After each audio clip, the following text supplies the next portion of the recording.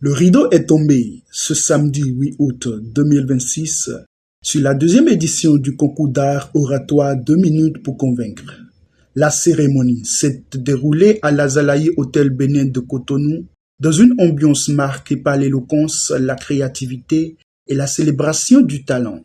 Après les mots de bienvenue, les participants ont pris part à la dictée inductive, la voix qui s'élève, suivi d'un panel consacré à la parole comme levier d'influence et de leadership féminin. Les différentes étapes de la compétition, entre tours, prestations et délibérations du jury, ont progressivement conduit les candidats vers le duel final. L'entrepreneuriat, tant de formations scolaires, universitaires, tant de diplômes, doctorat. Ensuite, Zemi Diamant n'est pas entrepreneur qui veut, mais entrepreneur qui peut. Il est important de toujours dire la vérité. Ainsi, on peut être sûr que ce que l'on dit est en accord avec ce que l'on pense, et on peut être sûr et fier d'être qui on est. Oui, il ne faut jamais dire la vérité. Pourquoi? Parce qu'il est des vérités qui blessent. Il est des vérités qui détruisent. Il est des vérités qui pourraient quand même amener une personne à se suicider. Pourquoi? Parce qu'on a simplement voulu dire la vérité. Mesdames et messieurs.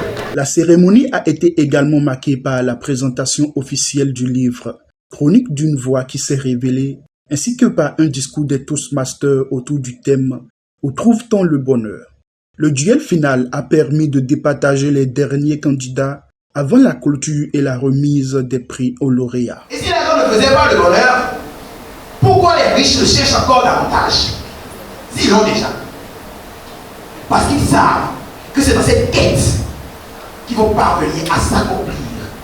Alors oui, il fait le bonheur. Et c'est la plus grande des conclusions que nous devons garder. C'est vrai. Qu'on ne peut pas avoir peut-être entièrement le bonheur avec l'argent. Mais reconnaissons que quand il est là, il fait le bonheur. Vous connaîtrez la vérité. Et la vérité vous affranchira. Jean 5, verset 32. Et oui, amen, amen, je vous déclare donc cette vérité. L'argent ne fait pas le bonheur. Je précise que Ézéchias remporte un chèque d'une valeur de 200 000 francs, pendant que Akos José Pascal repart avec un chèque de 300 000 francs, s'il vous plaît. Ça s'applaudit. Cette deuxième édition a également mis en lumière le leadership féminin à travers une distinction dédiée.